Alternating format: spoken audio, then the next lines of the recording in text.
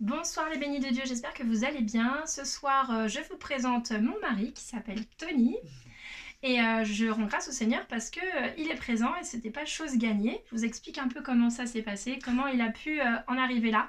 Alors la dernière fois, pour ceux qui ont suivi la vidéo précédente sur le fait que nul n'est prophète dans sa famille, eh bien il a regardé la vidéo et il m'a dit bah ça va, tranquille, tu parles de moi et j'étais même pas au courant. Et je lui ai dit oui c'est vrai, j'ai pris cette liberté mais c'est une bonne parole que je retiens. Effectivement tu pourrais venir en parler toi-même. Du coup bah c'est ce que j'ai fait, je l'ai vivement sollicité et il est là aujourd'hui pour nous en parler. Du coup, on reprend un peu le passage où je me trouvais en fait blessée dans le coude et j'avais obtenu une guérison de la part du Seigneur. Donc c'est la première rencontre de façon puissante avec le Seigneur de mon côté et c'est vraiment à partir de ce moment-là que ma vie a changé. Et du coup, bah, j'arrive et je suis complètement guérie de cette blessure et mon mari me découvre en pleurs. Donc voilà. Comment tu as vécu ce moment-là, toi précisément, le début en fait de ma foi? Moi, sur le coup, quand tu as eu cette guérison, euh, j'ai d'abord été choqué, mais pas par la guérison, choqué par ton attitude. Euh, J'avais un peu l'impression que quand tu étais rentré avec une espèce d'extase par rapport à ta prière qui a été donc écoutée et donc ce miracle, on va dire, cette guérison qui a été opérée, c'est que moi, je l'ai plus pris comme un drame. Alors pourquoi un drame? Parce que souvent, quand on a un drame dans notre vie, une annonce mauvaise à faire, voilà, le sentiment qui se dégage est puissant. C'est-à-dire, vous allez annoncer une mauvaise nouvelle, un décès à quelqu'un de votre famille. Ben, j'avais plutôt l'impression que c'était ça. Et donc, pour moi, c'était mais qu'est-ce qui t'arrive? Qu'est-ce En qu'il fait, y a? c'est une émotion très très forte et tu pensais qu'elle était négative. Qu'elle était négative. Qu'est-ce qui t'est arrivé? Pourquoi tu es dans cet état-là? Parce qu'il y avait aussi bien les larmes que la joie, que le... c'était quelque chose d'assez particulier. Et c'était donc, je ne comprenais pas ce qui venait de se produire. Et quand je t'explique finalement que c'est lié à la prière de ma maman la veille euh, et que du coup bah tu découvres que c'est une guérison et pas quelque chose de dramatique, euh, est-ce que tu me crois déjà dans un premier temps? Non, non, non, faut remettre les choses dans son contexte. J'étais loin de la foi, j'étais loin de la pratique de la foi encore plus. Et, euh, et donc pour moi, bah, c'était une guérison entre guillemets expliquée par le côté humain. On se blesse et bah, au bout d'un moment, la douleur peut s'estomper, peut disparaître, peut partir avec les heures qui passent, avec le temps qui passe, tout simplement. Ouais, sauf que là il s'était passé que 15 minutes. Mais bon, hein. Du coup le côté humain aurait été quand même vraiment fort. Et suite à ça, tu vois que 2 semaines plus tard, bah, j'ai une nouvelle guérison, donc avec la brûlure de la main. Donc en gros, je repris. Et là, vraiment, je suis encore plus touchée parce que je me rends compte que c'est vraiment un appel du Seigneur et qui m'incite vraiment à prier pour ceux qui souffrent, pas que pour moi. Et je me mets à prier du coup pour tout notre entourage, de près ou de loin. Et tu te rappelles, je m'étais mise à faire un classeur avec comme Hmm, des fiches personnalisées tout que à je fait. trimballais partout dans toute la maison. Donc Dans la maison, dans la voiture, partout. c'est ça.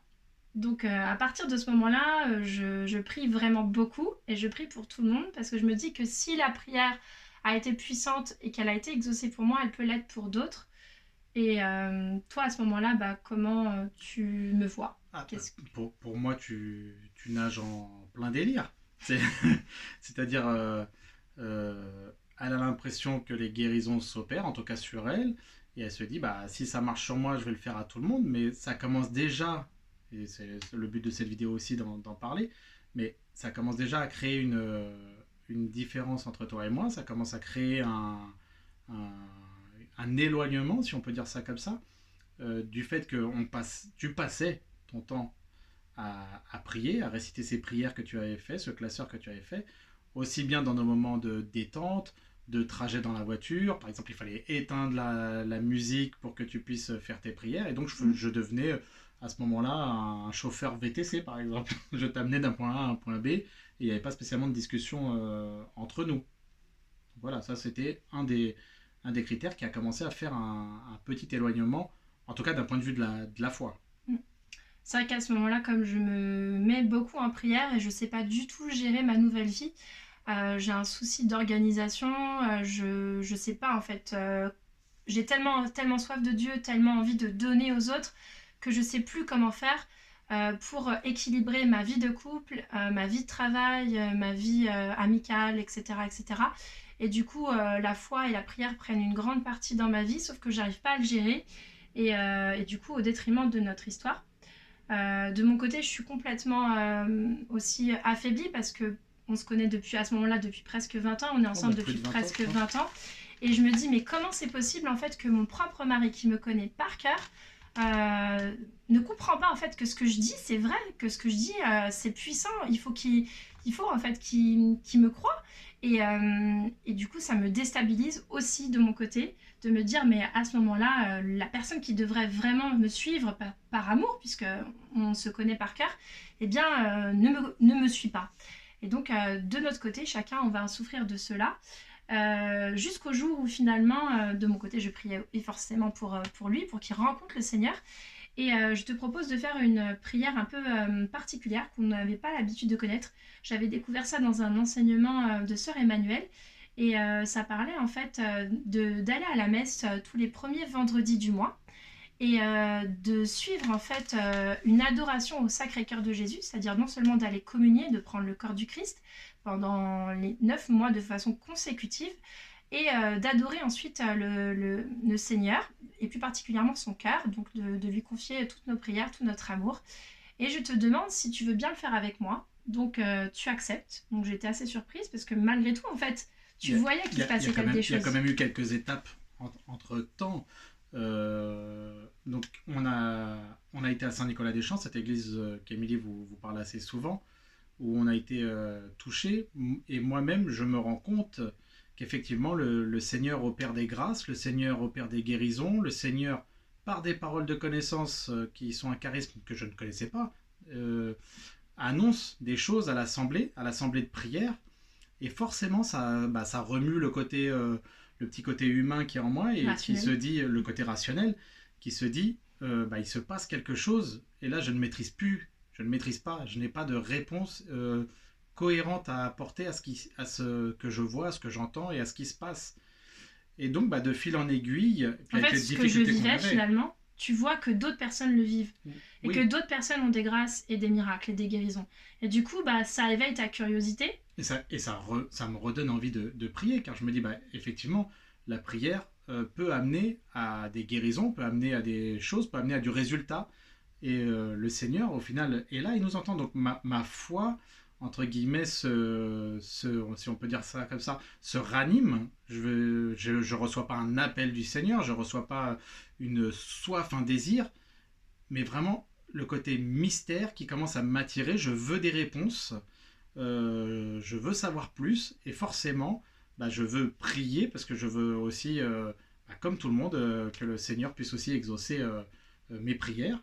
Et donc cet appel à prière donc, que tu me demandes, parce que tu avais trouvé ça sur Internet via Sœur Enfin, Emmanuelle de Medjugorje, qui proposait donc cette neuvaine sur 9 mois, tu me la proposes et entre guillemets, c'était ni une envie particulière, mais non plus une négation. C'était pourquoi pas, allons-y. J'ai encore soif de voir toutes les possibilités. Pourquoi s'arrêter juste à cette prière des malades de Saint-Nicolas-des-Champs et à ses charismes? Allons voir aussi ce qui se passe dans le monde tout simplement, hein, et les choses qui nous sont proposées. Donc oui, on a lancé cette démarche des, euh, des 9 mois ouais. consécutifs. Je vous ferai une vidéo, je pense, demain, concernant justement ces 9 mois, parce que du coup, vous pouvez obtenir de grandes grâces. Et comme le premier vendredi du mois arrive bientôt, c'est-à-dire dans 2 jours, du coup, je pense que ça peut vous aider et peut-être vous inciter vous aussi à faire cette prière. Mais avant toute chose, il faudrait peut-être expliquer aussi que de ton côté, tu as toujours été croyant, mais que tu avais perdu ta foi. Et si tu veux dévoiler, en fait, pour quelles Alors, raisons tu avais perdu ta foi. je pense que je ne suis pas le seul. On a tous aussi nos histoires. Mais ma foi a été ouais, variable, on va dire. Elle a évolué dans le temps. Il y a des choses qui l'ont fait redescendre, et puis il y a des choses qui l'ont fait remonter. Et c'est plus facile d'avoir des choses qui nous font descendre, parce qu'on a du mal à se relever, peut-être même tout seul. Et j'ai eu le divorce de mes parents, même si ça, indirectement, j'ai l'impression que ça m'a pas affecté, mais ça a dû jouer sur ma foi. Mais c'est surtout le décès d'un cousin qui avait mon âge, qui est décédé d'un accident de voiture. Et puis vraiment, c'était une personne assez particulière, assez bonne, je vais pas dire sainte, mais la vision que j'en avais, c'était vraiment quelqu'un qu'on pouvait prendre en exemple. Et donc, quand ce décès est arrivé, donc on avait 20 ans, je me suis vraiment dit, mais si Dieu existe, c'est pas possible. Il n'a pas pu nous le retirer quand on voit toutes ces violences, ces terrorismes, ces guerres, enfin toutes ces personnes qui font des choses mauvaises et qui sont là, et puis les personnes qui sont très bien, qui quittent ce monde. C'est assez compliqué quand on n'a pas les réponses, quand on n'a pas et peut-être même pas les questions, et qu'on n'a pas l'éducation qui va avec aussi. Donc ça a été un peu compliqué. Donc de moi-même, j'ai fait un petit rejet de la foi, de l'Église. Puis c'est avec le temps que c'est revenu, puis avec ce désir d'enfant que nous avons eu et ces difficultés à en avoir un, où la prière a ressurgi dans nos vies. Alors, pour ma part, à tâtons. Comment, du coup, après ces 9 mois, où on est parti en église, on a célébré la messe, on a adoré le Seigneur pendant 9 mois, moi j'ai vu en fait une énorme différence dans ta foi. Toi, tu ne l'avais pas ressenti. Tu es passé d'une foi, on appelle ça une foi tiède, à une foi fervente. Et du coup, juste après cette prière, tu as eu une énorme grâce avec le Seigneur à Saint-Nicolas-des-Champs sur Paris, là où justement notre vie a vraiment changé. Tu avais reçu une parole de connaissance, et c'est à ce moment-là vraiment qu'on peut parler d'une vraie rencontre avec le Seigneur. Pour toi, moi ça a été au niveau du coude quand je m'étais fait mal, et toi ça a été ce jour-là. Est-ce que tu veux bien raconter? Alors, pour revenir sur cette neuvaine sur 9 mois, des premiers vendredis du mois, on aurait pu croire que c'était quelque chose de simple.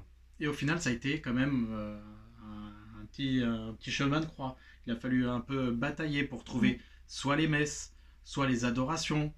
Et dans tout ça, en plus, on s'est retrouvé en vacances. Donc on est portugais et on s'est retrouvé au Portugal. Et il n'y avait pas de messe le premier vendredi du mois. Donc on a été obligé de faire, je sais plus, au moins 300 bornes pour se rendre au sanctuaire de Fatima et de pouvoir avoir une messe le premier vendredi. On est arrivé presque, en plus un peu juste, hein, il a fallu un peu courir, et on a eu cette grâce d'une messe qui en plus a été assez particulière, qui a été assez puissante, pour pouvoir continuer ce chemin. Donc aussi vous, si vous êtes invité à essayer de suivre ce parcours, vraiment ne lâchez rien, insistez, parce qu'il y a quelqu'un qui vous mettra peut-être des bâtons dans les roues. Et c'est vraiment une grâce. Alors moi, effectivement, on a fait ce parcours. Je n'ai pas senti quelque chose de particulier, si ce n'est que il fallait absolument, le premier vendredi du mois, trouver une messe, trouver une adoration, donc c'était ce petit défi, voilà, selon les lieux où on était, ou les lieux de vacances où on était. Mais effectivement, par la suite, on allait à Saint-Nicolas-des-Champs. On avait pris notre petit abonnement, hein, parce qu'on y allait tous les jeudis. Arrive ce jour-là, où en plus on a une mauvaise nouvelle de notre côté, parce que nous avions fait une FIV, donc une fécondation in vitro, et on avait le résultat que ça n'avait pas fonctionné, alors que on avait l'impression que tout était au beau fixe dans notre vie, que les médecins nous avaient vraiment dit waouh, vous avez eu des beaux embryons, c'est au moins 50% de chance. On avait déjà eu des grâces en fait. Voilà, on avait eu des grâces au fur et à mesure de notre foi qui grandissait, de nos prières qui grandissaient, voilà. On voyait des choses aussi autour de nous, enfin il y avait plein de miracles qui s'opéraient.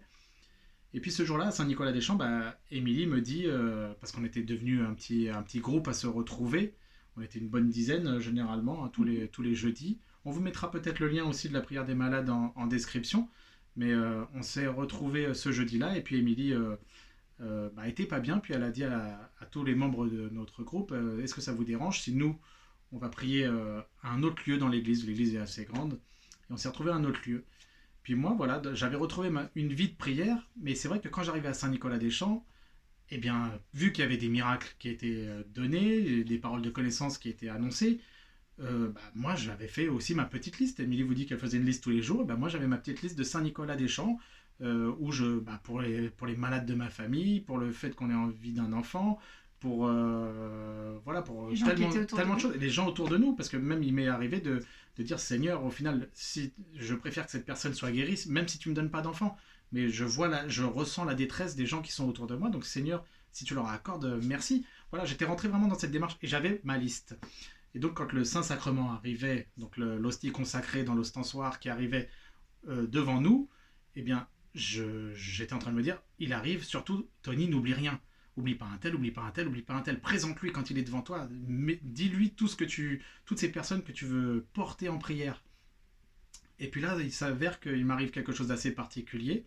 Donc j'avais pris l'habitude d'avoir un chapelet tout le temps sur moi et je mets mon chapelet autour du cou, mais je le rentre dans mon pull. Et puis j'ai l'impression vraiment de sentir, alors je vais le mettre un peu plus haut pour que les gens puissent voir, mais j'avais vraiment l'impression de sentir le chapelet qui appuyait sur mon pull. Alors là, mon côté humain qui ressurgit et je me dis, Tony, tu commences à devenir un peu fou. Je le remets en place parce que je me suis dit, il doit juste me gêner. Puis 2 secondes après, hop, j'ai l'impression que le chapelet appuie sur mon pull. Je dis, Seigneur, je ne sais pas si je deviens fou, mais je crois que tu veux que le chapelet soit dehors. Je sors mon chapelet et je l'expose donc à l'assemblée. Et 2 secondes après, donc je vois le Saint-Sacrement qui commence de plus en plus à approcher. C'est-à-dire la croix de la Jésus. La croix de Jésus, l'hostie consacrée. Qui ne comprendraient pas. Et vraiment, je me dis, il faut absolument que tu oublies pas, que tu oublies pas, que tu oublies pas telle personne, telle personne, telle personne. Et puis j'ai l'impression de sentir donc un poids sur mes épaules, léger, et en même temps un poids, comme si c'était 2 mains qui étaient posées sur mes épaules. Et je me dis, Seigneur, est-ce que tu m'invites à me mettre à genoux devant toi? Et puis j'ai aucune réticence. Vraiment, je me dis, bah, Seigneur, tu veux que je sois à genoux devant toi? Alors je vais me mettre à genoux. Et puis là, le Saint-Sacrement arrive, se pose vraiment au-dessus de moi, au-dessus de ma tête. Donc on était une assemblée d'au moins 2000. Et j'ai vraiment le Saint-Sacrement qui est posé devant moi. Et puis bah, j'ai aucune prière qui sort.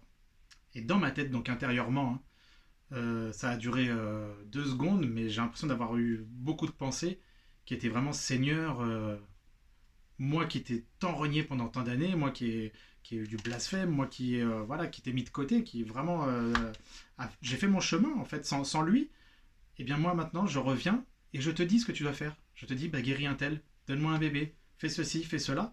Et je me suis senti vraiment pas digne à ce moment-là d'oser lui demander quoi que ce soit. Et les seuls mots qui étaient vraiment dans ma tête, c'était Seigneur, pardonne-moi, je suis personne pour te dire ce que tu as à faire maintenant, après tant d'années, quoi.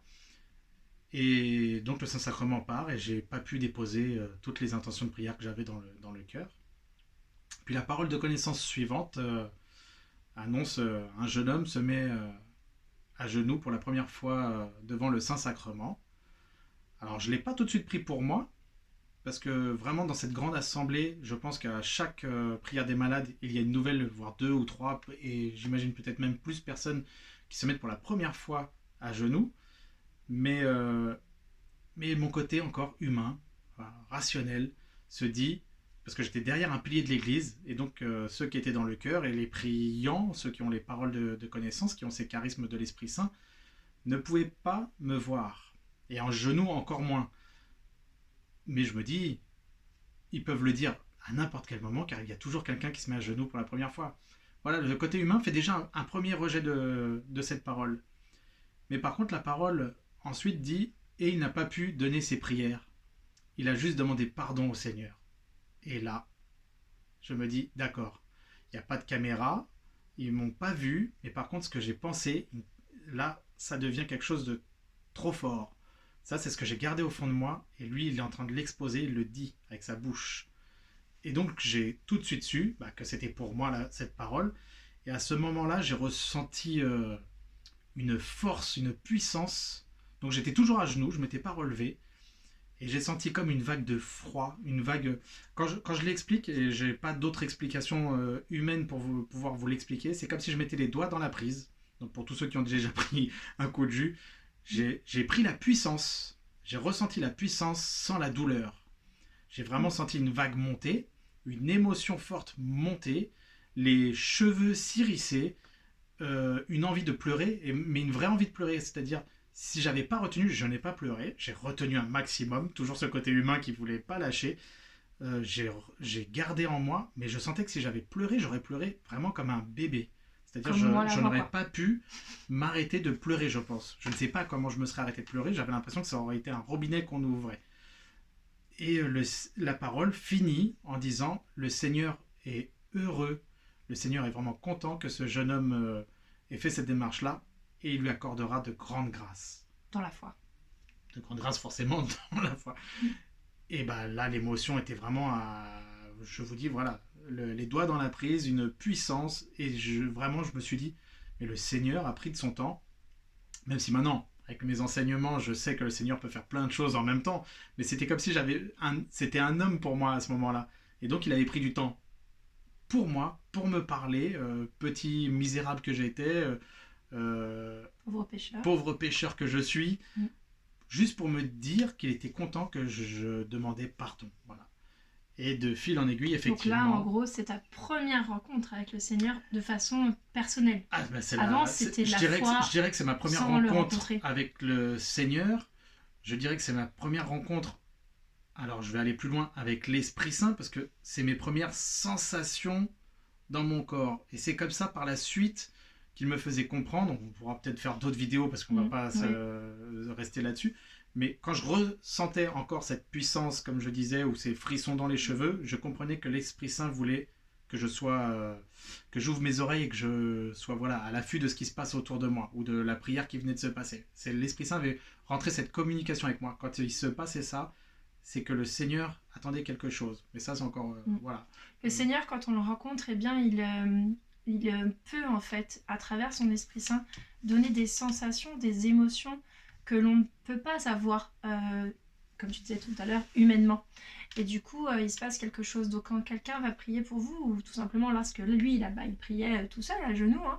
Moi, j'étais à ses côtés, mais à ce moment-là, je ne savais pas ce qu'il avait dans sa tête. Eh bien, le Saint-Esprit vient en nous et vient toucher quelque chose dans notre cœur ou dans notre corps, et on ressent sa présence. Et là, on se dit, ah ouais, il est là, en fait. Ah oui, c'était ça, en fait, que les autres pouvaient exprimer, mais que je ne comprenais pas. Et c'est ce qu'il a ressenti, donc 9 mois plus tard, après moi, un peu comme une grossesse. Finalement, il a fallu que j'accouche.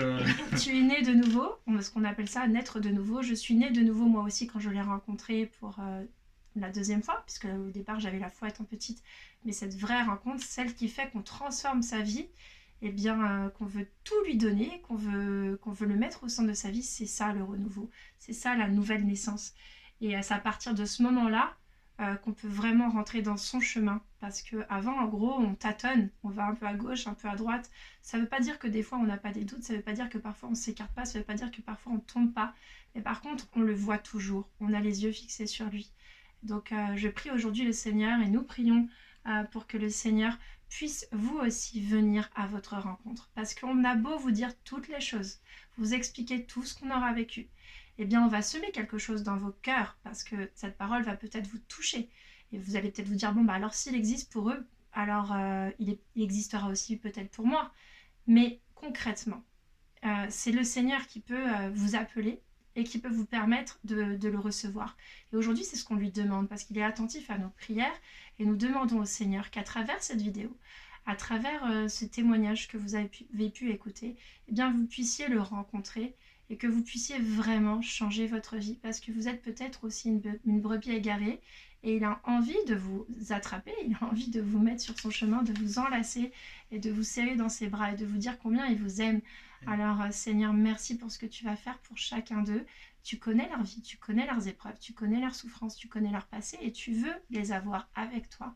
Et on veut un jour pouvoir être avec vous dans les cieux. On prie parce que c'est pas parce qu'aujourd'hui on connaît le Seigneur et qu'on le prie qu'on est des saints. En fait, on est toujours pécheurs et on fait toujours des bêtises, des grosses bêtises. Et on demande au Seigneur voilà, de toujours nous aider. Et en fait, c'est ce qu'on va lui demander pour vous aussi. Cette rencontre, c'est la base, c'est le début en fait, c'est le départ. Mais l'arrivée, c'est lui qui la connaît. Et l'arrivée, ce sera dans les cieux, avec lui, à ses côtés, parce qu'il est miséricordieux et parce qu'il est venu nous sauver sur la croix. Du coup, c'est pas parce que vous le rencontrez que votre vie va être parfaite. Si vous le rencontrez, c'est que votre vie là-haut sera parfaite. Alors merci Seigneur de nous permettre un jour de tous être avec toi. Et une union spéciale pour tous les couples qui sont divisés dans les difficultés, dans les épreuves, parce que là on vous a parlé d'une épreuve de la foi, il y a d'autres épreuves dans les couples et on ne pensait pas à l'époque que la foi pouvait être une épreuve dans un couple. On pensait que La maladie pouvait être une épreuve, la tromperie pouvait être une épreuve, ce genre de choses, les difficultés financières. Mais on ne savait pas que la foi, oui. Alors peut-être que vous êtes croyant, peut-être que votre conjoint ou conjointe est athée, etc., ou d'autres religions. Eh bien, le Seigneur est à l'œuvre dans vos vies et il va remettre la paix dans votre union. Amen. Est-ce que tu m'autorises à faire une petite prière pour clore cette vidéo? Je t'en prie. Seigneur, On est juste à 25 minutes. Seigneur, je te demande de venir bénir toutes les personnes qui regarderont cette vidéo. Peu importe le temps, le moment où ils vont la regarder, Seigneur, notre temps n'est pas le tien. Alors Seigneur, je te demande de venir les toucher, de venir les rejoindre dans leur vie, dans leurs soucis, dans leurs problèmes. Seigneur, je te demande de venir à leur rencontre, comme tu es venu à ma rencontre, de leur faire sentir ta puissance d'amour que tu as pour eux, le plan d'amour que tu as pour eux, Seigneur. Je te demande vraiment que ton Esprit Saint puisse vraiment venir les toucher par cette vidéo, Seigneur, par notre témoignage, Seigneur, et que vraiment cette force, ils puissent se relever. Alors oui, viens les rejoindre là où ils sont, Seigneur, et relève-les par ton amour et par tes grâces. Amen. Amen. Merci à tous, soyez bénis, on vous aime, et à demain pour la vidéo sur les 9 mois. Bisous bisous.